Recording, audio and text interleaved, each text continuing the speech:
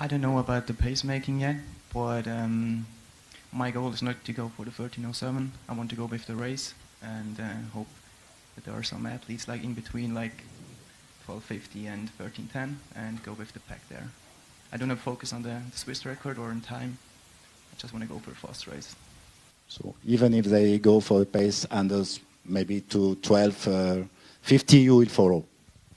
Probably not 12:50, but around 13 minutes definitely. Yeah. Okay. I think going to the States kind of made me faster, made me stronger, gave me the background that I really needed in order to run fast. And then coming back to Switzerland, I have my coach that really knows me and knows what I need in order to run the hurdles as fast as possible. So the mix of America and Switzerland, I think that's what did the magic for me. So right now everything just feels like it clicks. World Championships are in a couple of weeks and everybody seems to be in form, everybody seems to run really fast and do what they got to do. So you really can't point your finger on anyone. So it's open. This might just be the fastest World Championship we ever had. I see a lot of people who can break the 13-second barrier in the final. So it'll be a tough one, but I guess that's going to be exciting. We will have the peak, or want to have the peak at the World Championships. This will be the most important competition for me, and I'm trying to run the fastest time there, of course. So we're planning for that. But then for me it would also be the U23s. That will be important for me to have a U competition and try to win a medal. I can feel where he's coming from. I enjoyed the training. I do enjoy the throwing, but I can definitely say when I'm done with my athletic career, you won't find me in a park throwing shot put for fun. It's hard on the body and it beats you up. I do enjoy the training and the throwing right now, but yeah, it's not an event that you'll see me doing when I'm retired. It's not the nature of the sport. I'll probably take up golf at that point. The weight of the package, and it's a lot easier for the long jump because you only have one spike, maybe a second one, and you don't have 10 pair of shoes. The whole training are a little easier because the preparation you can train a little longer only for the long jump, focusing only for 6 jumps, make your competition in 2 hours instead of 2 days. And for the decathlon it's more, the preparation is more important. We start 3 weeks before only focusing on the decathlon. Make some long runs for the 400 meters, a lot of hurdles, a lot of throws, and right now it's only like do some jumps, look to be fast, and have fun to compete only for 2 hours, and then on Monday go back to training. So it's for the whole process. It's a little easier to make the competition and start training. Best shape of your life, no? Yeah, I would say I'm in the best shape because this year with my coach we are trying some different stuff to see how it's going and it's working. So we're still working, and I mean I don't need to have Jamaican or American. I mean for me, as I say to every girl, we all have the same talent. So the girl tomorrow also very good. So I'm happy to race with them. And we are going to give our best, as I would say. But I don't need really different people for me to race, because for me, each competition is like training. And if I execute well and if I'm doing my own race, it will be me racing. So I'm not racing against people, I'm racing for me. It's going pretty good, so I'm really happy about my shape so far. I mean, I've changed a lot technically, so this was a tough thing, but I really enjoyed the challenge. And of course, my peak will be in Budapest, but I'm feeling good, and this is my last competition for a couple of weeks, so I hope to have a good, strong race and then learn from it and work to be better in Budapest. So you have now 14 steps up to hurdle 7, that's right?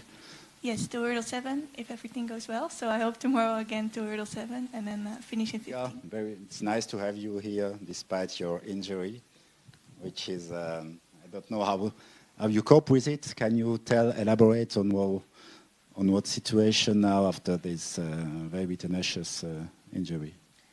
Yeah, it was some difficult months, but it's getting better. I'm not 100% now. I had some good trainings, some less good trainings. It's difficult to say where I'm at exactly, but I want to start my season. I'm really happy to run at Atletissima. It's always nice to run here, so I think it's the perfect competition to open up my season. This kind of race.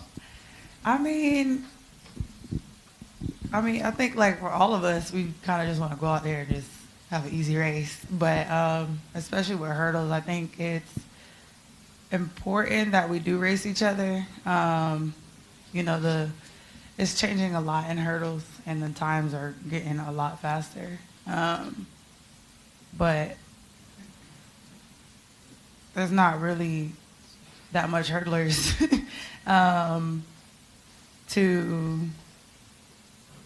how can I explain? There's really not that many hurdlers, so we have to constantly race each other all the time. So even, hearing whoever is going to be in the race, it doesn't really surprise me. It's like, okay, well, I'll see you for the 10th time again. We just race each other all season, so we kind of know what to expect. At least we know, where each other are at. So, yeah, it's just, I don't know, it comes with it. It hurdles, for sure. If I can follow up, you need to be top shape every time because you race the best every time. No. Honestly, it depends, the season that you're having as well, So everybody can be having, small injuries, and, we're just using this as preparation for Worlds. So you win some, you win some. You lose some, you lose some. So it's just, like I said, it's just preparation, just trying to work on things that we work on in practice just to get us ready for World Championships. Well, I actually race a bit less than normally for my doing, but I like to race a lot. It's what I love to do. It's to train and to race and to see where you're at. And I think, especially with hurdles, there's a lot to learn while doing a race, have the adrenaline and making the steps feel easier, which makes you think how it's going to be instead of only training for me. And yeah, I think I really like it to then do a lot of races to really feel my rhythm and feel my shape getting better, because when my shape is getting better, the hurdle rhythm feels different. So for me, it's important to do quite some races. I think her being a fellow Brit athlete, we have a lot of depth in the 800 metres in the UK. So I think it'll definitely help us push us on, but I'm not really trying to focus on what other people are doing, just what I'm doing and just keep going forward. We've got the British Champs next week, so that'll be really fun. I don't know what event she's doing yet, possibly the 8, I think. But it'd be good to race her again tomorrow. And hopefully we just keep going forward and making great steps for the Great British Male Distance. As I've said before, the 1500 is a good event for meeting different runners. You can have people coming up from the 800 and down from steeplechase and 10K and 5K.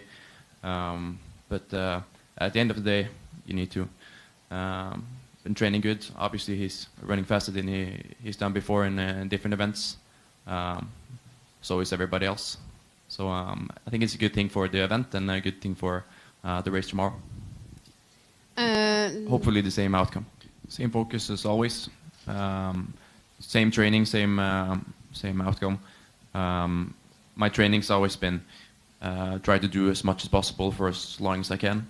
So with that type of philosophy, I believe that if I continue to do what I do without injuries and without sickness, I can still improve year to year. So that's what what I've been doing in training. But of course, if there's some details that you see that did not work 100% last year, of course we're going to do those changes. But still the same things and the same focus.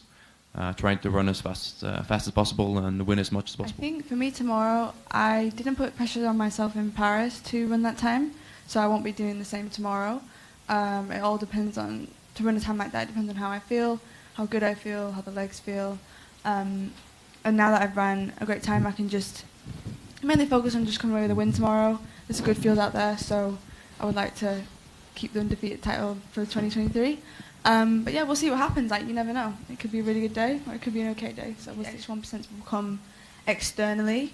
So in our group environment, my coach definitely believes that a happy athlete is a fast athlete. So for me, it would be being happy, enjoying the training, also looking at, you know, recovery side of things as well. Make sure you're getting that 9 hours sleep or however much you need. But yeah, also feeling good on the day, and I think definitely stars align for really good things to happen, like world records and things like that, but also going to be ready mentally as well.